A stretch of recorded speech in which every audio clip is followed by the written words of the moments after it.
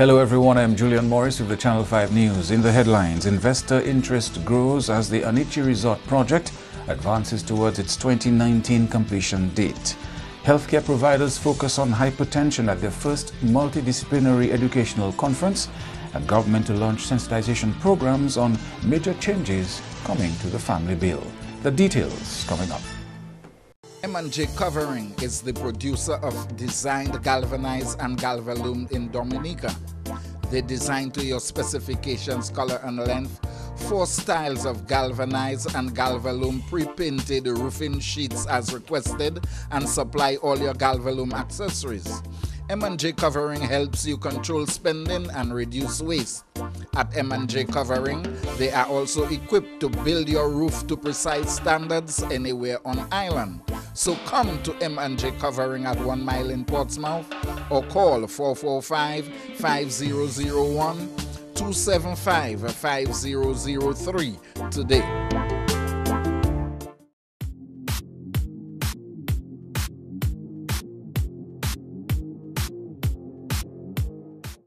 First up in the news, 5 out of 10 of the buildings making up the Anichi Resort and Spa are under construction as a management company from Spain aims to meet the expected completion date of 2019.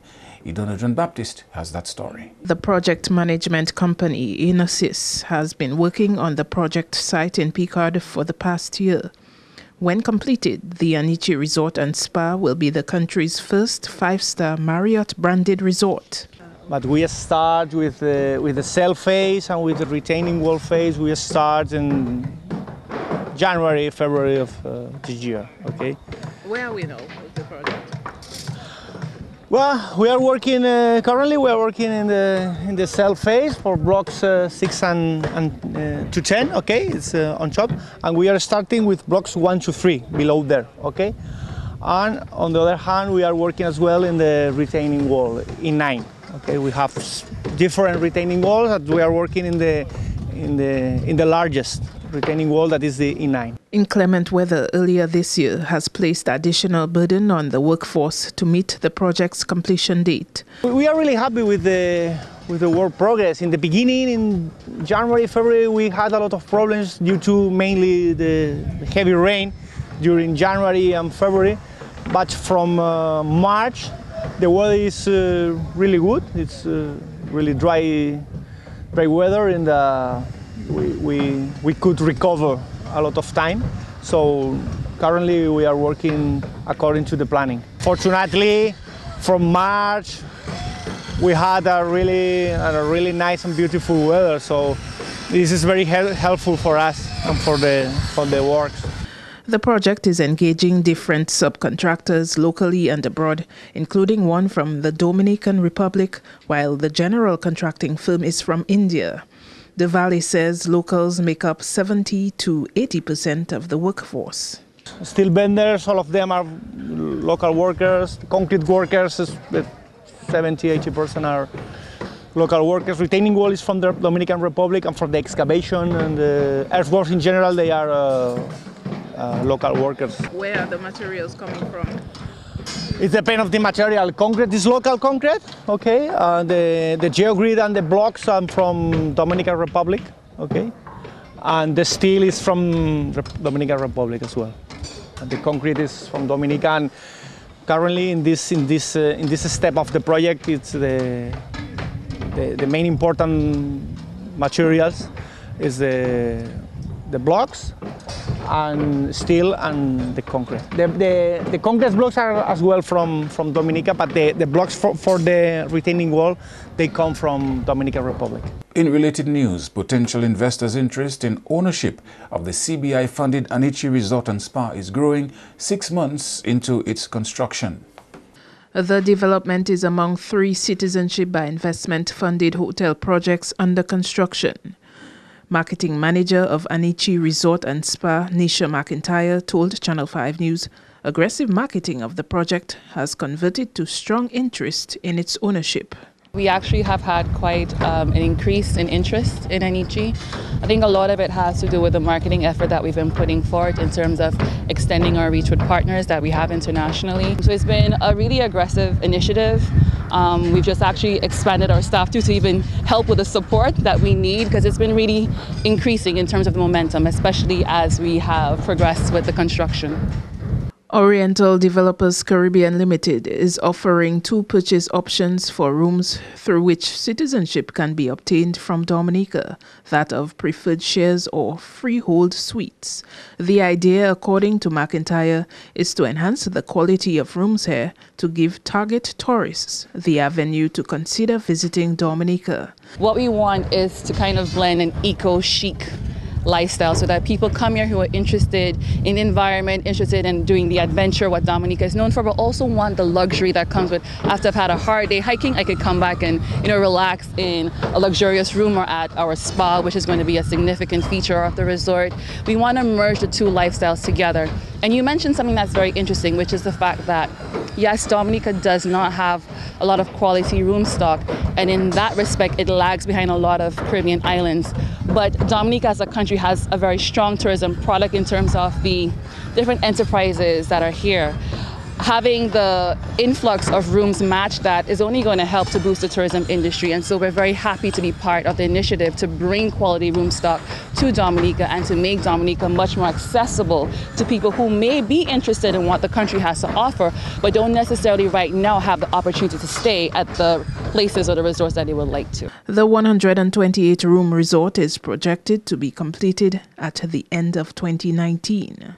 And it's not just about CBI and it's not just about the developer, but it really is a project for Dominica. It's a Dominican doing this in his home city for Dominicans. The resort itself, the name is Kalinago inspired. We really want it to be something that Dominican can rally around. And that is why we even chose the autograph collection, because that gives us the ability to make it a unique characteristic to Dominica. In some health news now, the first ever multidisciplinary educational conference for healthcare providers across Dominica, geared towards combating the increase in hypertension, concluded here on Thursday. The one-day workshop was organized by the Dominica State College's Faculty of Health Sciences in an effort to reduce the effects of hypertension on the country's population. According to lecturer with the Faculty of Health Sciences, Martha Laura, from 2013 to 2017, there were 723 cases of hypertension recorded in Dominica. Laura says a number of people have also died from hypertension, and the necessary systems must be put in place to combat this trend. In 2011, there were 17 males and 34 females, a total of 51 deaths. In 2012, 12 males and 28 females, a total of 40 deaths. In 2013, a total of 19 males, 23 females, total of 42 deaths. 2014, 24 males, 28 females, total of 52 deaths. In 2015, 26 females, 24 males, a total of 50 deaths. So in all, we had a total of 98 males and 137 females, accounting for a total of 235 deaths in this 5-year period from 2011 to 2015. There has also been a spike in the hypertensive cases following Hurricane Maria. We have recognized that because of post-Hurricane Maria impact, that is from a natural disaster, there has been increases in HTN cases. We at FHS know and value continued education for healthcare professionals. Because of its essential elements and practice and service, we want to impact them. That is the healthcare professionals across Dominica and moreover the public health and well-being. The Ministry of Health reiterated its support to helping put machinery in place to combat the effects of hypertension among the public and commended the Dominica State College for organizing the one-day conference. Ministry of Health, by extension, all its units, with the Health Promotion Unit and the Primary Health Care Unit at the helm, have made strides in the past, and they still continue to embark on numerous programs, trainings, legislations, development of manuals, plans, etc., to combat, prevention, and control of hypertension. It is assuring, ladies and gentlemen, that high blood pressure is preventable and is also treatable. But it is definitely not comforting to know that it is also a silent killer.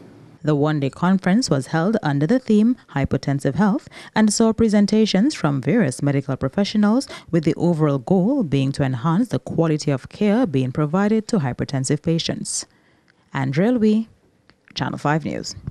In other news now, the government of Dominica to embark on a series of sensitization campaigns on major changes coming to the family bill. This as Dominica is in the final stages of reviewing the draft documents before bringing to Parliament the harmonized OECS family model bills. Consultant in the Ministry of Family and Gender Affairs, Martin Anthony, says the law will be a noticeable departure from what currently exists. He pointed out that most of the other countries have already enacted this legislation, and Dominica and St. Lucia are the only two remaining to take the bill to Parliament. There are 4 bills before us. There is the Children Care and Adoption Bill, the Child Justice Bill, there is the Status of Children Bill, and the Maintenance of Children Bill. Mindful that the provisions of the bills are a major departure from what now exists, it is felt that we need to sensitize various parties on the contents of those bills. For example, the Children Care and Adoption Bill is a bill which focuses only on the care and protection of children. What exists now, we have one piece of legislation which deals with the protection of children and also children who appear before the court having offended in one way or the other. One of the new pieces of legislation being proposed is what is called the Status of Children Bill. A brand new one. And what that bill proposes to do is to give equal status to parents in the life of a child. There's a common law understanding right now that the mother has more rights to the child than the father. What the Status of Children Act bill does, it focuses heavily on non-discrimination against children. Whether you're born in wedlock or out of wedlock, your status is equal as any other child. And this is a very interesting piece of legislation because it talks also about the presumption of paternity. How is paternity presumed? And it also has an interesting provision, what is referred to as a parentage testing, which means that the whole question of DNA testing is now part of that bill. The consultations begin Friday with members of the police force. It will then expand to other stakeholders, policymakers and the youth in the upcoming week. The appointment of a police advisor come September will facilitate implementation of recommendations in a review of the police force. National Security Minister Reuben Blackmore says coming out of the functional review, there was a recommendation to bring in a police advisor who will be installed before the end of September. The minister says implementing these recommendations is in the best interests of the people of this country, as it will make the police more responsive to their needs. The strategic review of the police force was done following Hurricane Maria by a panel headed by Colonel Jamie Ogilvie of the Jamaica Defense Force, with the Permanent Secretary of National Security, Justice and Immigration sitting on there. Government received the report in February. The exercise was meant to assess the functional services and effectiveness of the police force with a view to recommending modern policing functions and best practices. Leader of the parliamentary opposition Lennox Linton and chairman of the Police Welfare Association, Corporal Jefferson Drygo, were among those interviewed as part of the exercise. However, Corporal Drygo has complained that he is yet to see the report of the review. Prime Minister Skerrit has said where appropriate, recommendations would be implemented to get the police force to where it needs to be. Idona John Baptist, Channel 5 News. You are watching Channel 5 News. We'll have more news after the break. Rudolph Thomas Enterprise in Portsmouth, your suppliers of building materials and hardware products. over 20 years experience in the business.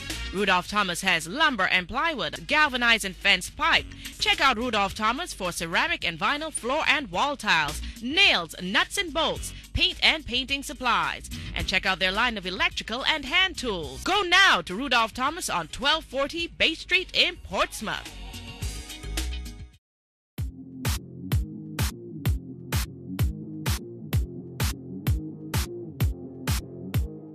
Thank you for staying with us. The People's Republic of China has been playing a key role in helping provide skills training for a number of Dominicans. A group of state college students and other public servants have just wrapped up training in automotive repair and maintenance technology in China. China's contribution in promoting technical skills in Dominica was highlighted during debate of the 2018-2019 national budget. Earlier this year, I believe it was in May, 25 young persons went to the People's Republic of China to undergo training in auto mechanics. 25, Madam Speaker.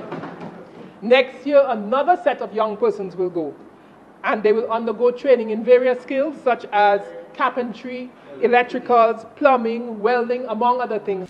MP for Roseau South constituency Joshua Francis says part of his party's vision for Dominica includes a revision of the Constitution, a task which he believes is long overdue. Francis expressed disappointment that the current administration had not approached this matter more aggressively. The Roseau South MP says making the necessary changes in the Constitution would also form part of laying the platform for what he calls an innovative and vibrant economy. We need to review our Constitution. 18 years, and this government never saw it fit to even put a review committee together to look at the Constitution, to modernize it and update it.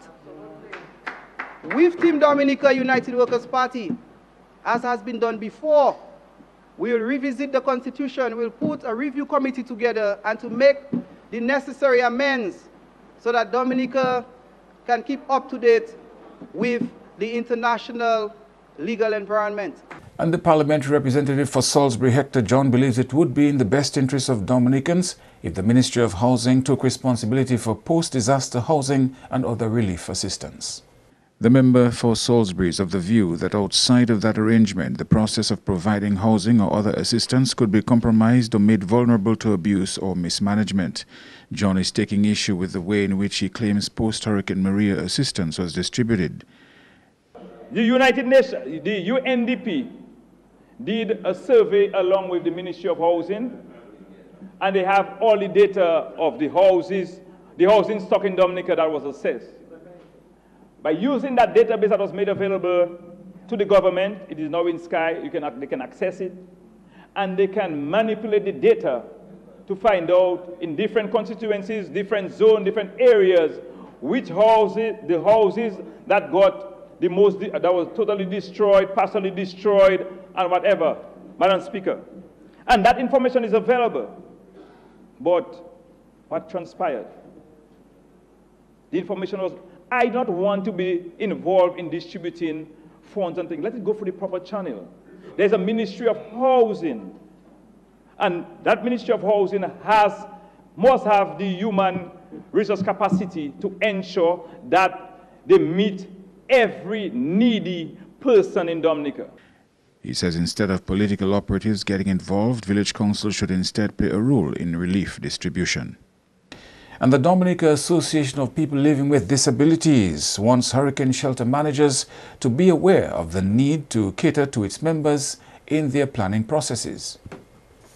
Executive Director of the DAPD, Natalie Murphy, has been talking to Channel 5 News on a budget announcement by the Prime Minister to implement various provisions of the UN Convention on the Rights of People Living with Disabilities.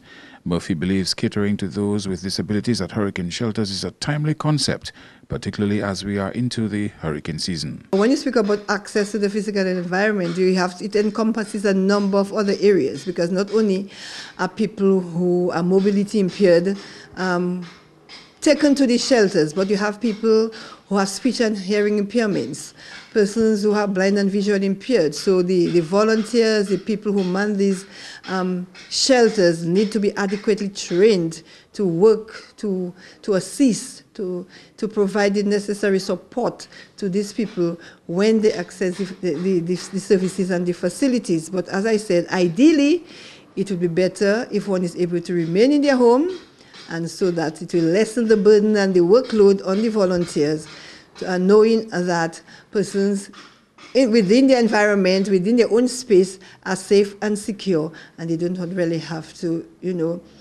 provide all the necessary services that they require.